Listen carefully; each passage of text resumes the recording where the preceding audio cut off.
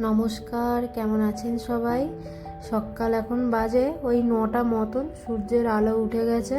আর সঙ্গে আজকে আকাশটা ভীষণ পরিষ্কার, দেখছেন? অনেক দিন পর এত সুন্দর বাইরের ওয়েদারটা খুব ভালো লাগছে। তাই আমিও বাইরে সকাল সকাল এসে দাঁড়িয়ে আছি যে কি সুন্দর লাগছে ওয়েদারটা। ভাবলাম আপনাদেরকেও দেখাই। অনেক দিন পর একদম আকাশ ঝলমলে, রোদও উঠেছে খুব সুন্দর। বেশ কিছুদিন ধরে ওই মেঘলা মেঘলা ধোঁয়াশাই হয়ে থাকে, সেইভাবে রোদই দেখা যায় না। তো এদিকে গাছগুলোও দেখলাম বেশ সুন্দর সতেজও হয়ে রয়েছে। আর প্রত্যেক দিন বিকেলে করে একটু করে জল দিই প্রত্যেককেই। জানি না কেমন কি হবে। লঙ্কা গাছগুলো তো দেখছি বেশ ভালোই হয়েছে।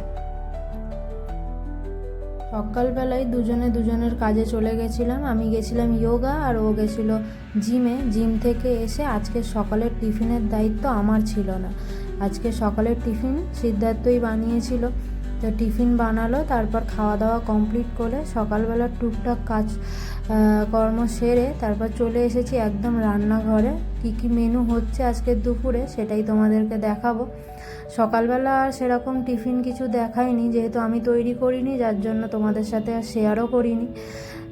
আজকে সকালবেলা তো হয়ে গেছে, কিন্তু দুপুরবেলার মেনুটা এই যে পাশেই দেখছো ভাত হচ্ছে।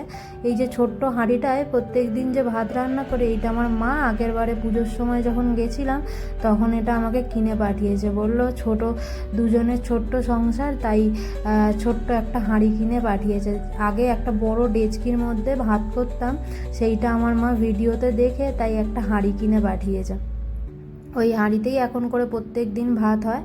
আর এই দিকে আমি বসিয়ে দিয়েছি উচ্ছে চচ্চড়ি। উচ্ছে, আলু, বেগুন কেটে নিয়েছি, সঙ্গে অল্প একটু বড়ি দেবো আর পেঁয়াজ কাঁচা লঙ্কা দিয়ে প্রথমে 5 ফোড়ন দিয়ে পেঁয়াজ কাঁচা লঙ্কা দিয়েছি। আর কাঁচা লঙ্কাটা বেটে দিয়েছি, তার মধ্যে অল্প একটু 4-6টা বড়ি দিয়ে দিয়েছিলাম। বড়িটা এনেছিলাম কলকাতা থেকে।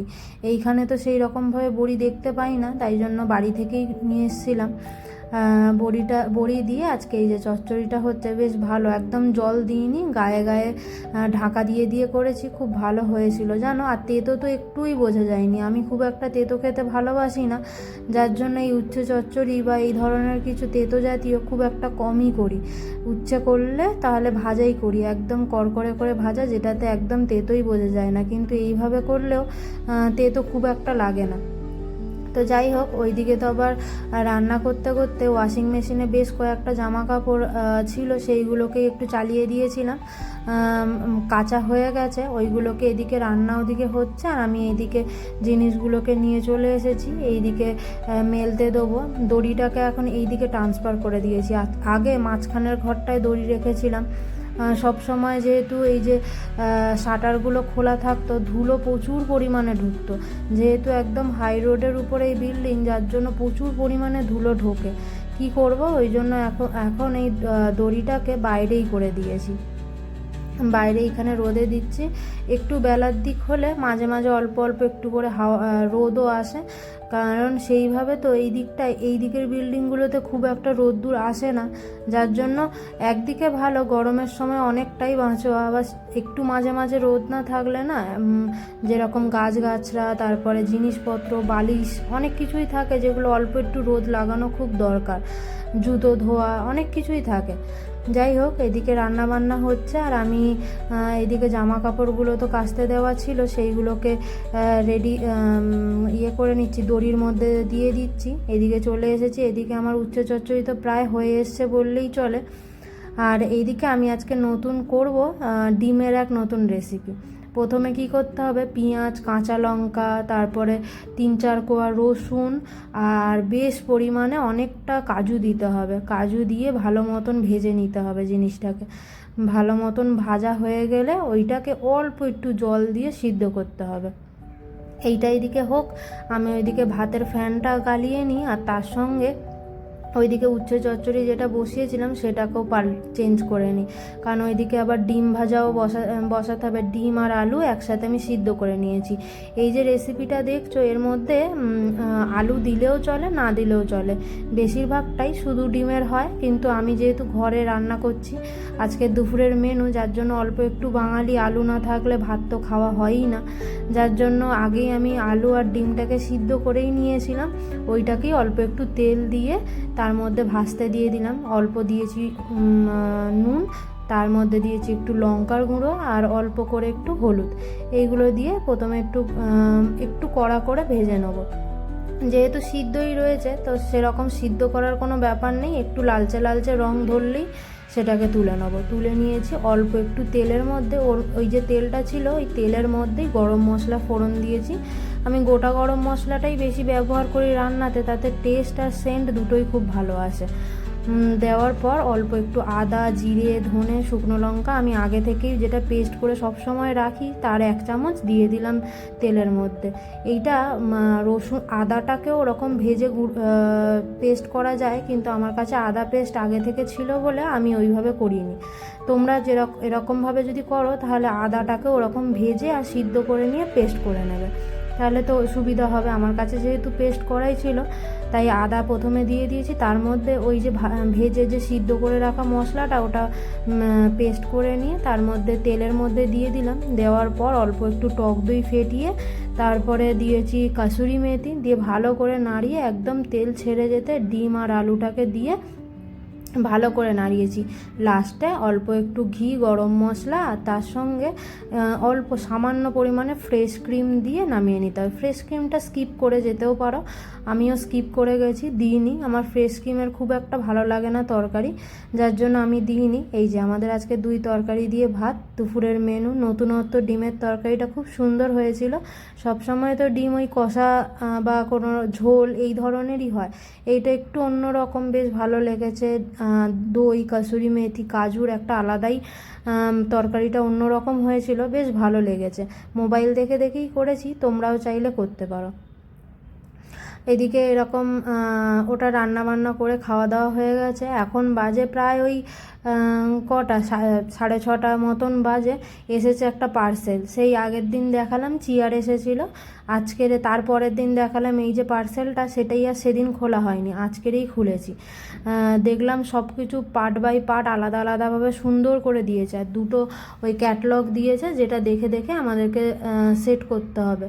কিন্তু ক্যাটলগ দেখে আমাদের কাছে সেরকম কোনো ওই স্ক্রু ড্রাইভার যেটা দিয়ে টাইট দেয় সেই সব জিনিসগুলো কিছুই নেই, যার জন্য আমরা প্রথমে তো অনেক ট্রাই করলাম যে হাত দিয়ে যদি হয়, কারণ এখানে সব রকম গাইডলাইন সব কিছুই দিয়ে দিয়েছে। কাগজ দেখে দেখে আমরা চেষ্টা করছিলাম যে যদি তৈরি করা যায় তাহলে তো খুবই ভালো।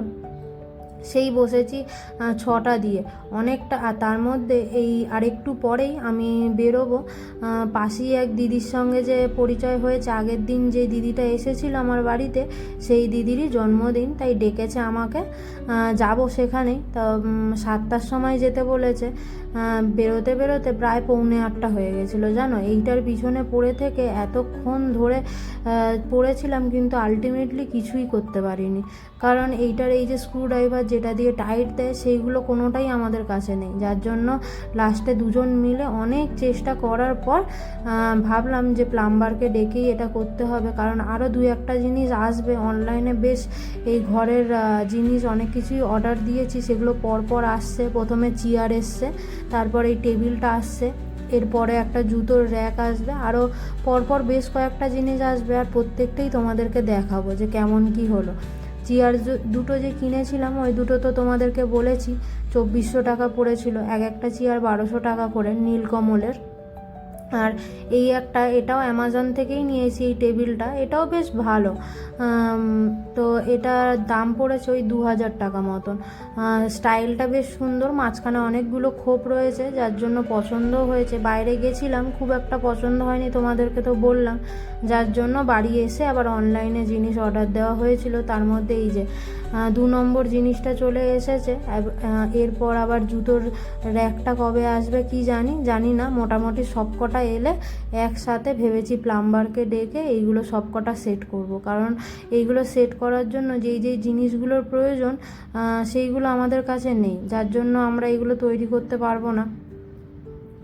তাও একবার ওই যেটা ক্যাটালগ দেওয়া ছিল, যেগুলো গাইড করা রয়েছে, সেইগুলো দেখে আমরা দেখছিলাম যে সব কটা প্লাই ঠিকঠাক মতো দিয়েছে কি না, কারণ হতেই পারে গন্ডগোল, যার জন্য আমরা একটু হালকা ছোট করে একটা করে দেখে নিচ্ছিলাম, যে একটা ডেমো বানিয়ে দেখছিলাম যে সব কিছু ঠিকঠাক আছে কি না, কারণ দুটো ক্যাটালগ দিয়েছে, যার মধ্যে একটা ক্যাটালগেরটা তৈরি হচ্ছে আর একটা ক্যাটালগেরটা তৈরি হচ্ছে না। তো যার জন্য বুঝলাম যে না, কারণ এখানে আরও অনেক কিছু ভাগ অনুযায়ী করা রয়েছে, কারণ এরপরে এটা যেরকম 2000 টাকা নিয়েছে, এরপরে আরও 1-2টো ভাগ ছিল, সেগুলোর দামগুলো বেশি, যার জন্য হয়তো সেই ভাগটা দেয়নি। প্রথমে ভাবছিলাম হয়তো একটা কম আছে, যাই হোক এটা আবার পরের দিন দেখাবো তোমাদের। চলো বাই, চললাম। বাজে এখন প্রায় রাত্রির 7:30 থেকে 7:45 মতন বেজে গেছে, অনেকটাই। ফোন করেছিল আমাকে, বলে আসছো? আমি বললাম হ্যাঁ যাচ্ছি, বেরিয়ে পড়েছি। এদিকে তো এইসব করতে করতে মাথা খারাপ। যাই হোক, রেডি হয়ে সুন্দর করে, আর যেহেতু আগের দিনই বলেছে, সেরকম গিফট কেনার সময়ও পাইনি, আর কিছু অনলাইনে অর্ডার দিলে এখনও কম করেও 2 থেকে 3 দিন সময় লাগবে আসতে, যার জন্য কি করব, এখানে তো খুব একটা দোকানপাট কিছুই চিনি না, যার জন্য বাইরে থেকে সিদ্ধার্থ একটা সেলিব্রেশন এনে দিল, ওটাই নিয়ে গেছিলাম। বেশ কয়েকজনকে ডেকেছিল বাড়িতে, প্রত্যেকটাই বন্ধু বান্ধব। এইখানে এখন হচ্ছে রিল শ্যুট, মেয়েরা এক জায়গায় থাকলে যেটা হয় আর কি, সবাই মিলে একসাথে আনন্দ মজা, ভীষণ ভালো লেগেছে গিয়ে ওর জন্মদিনে।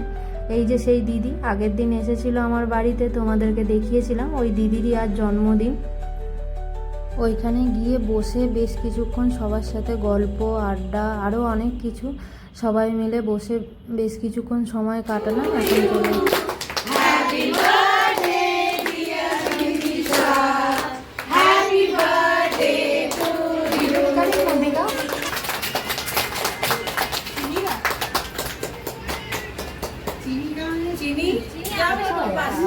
आंटी आप भी जाओ ना। अच्छा अच्छा बाद में देखेंगे। जाओ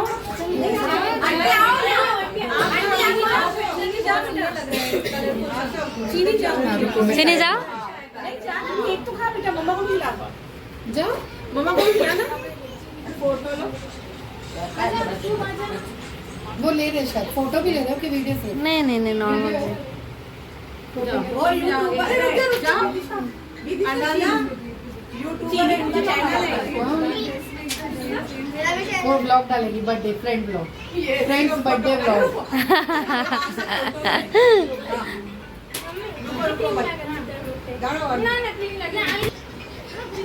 जा जा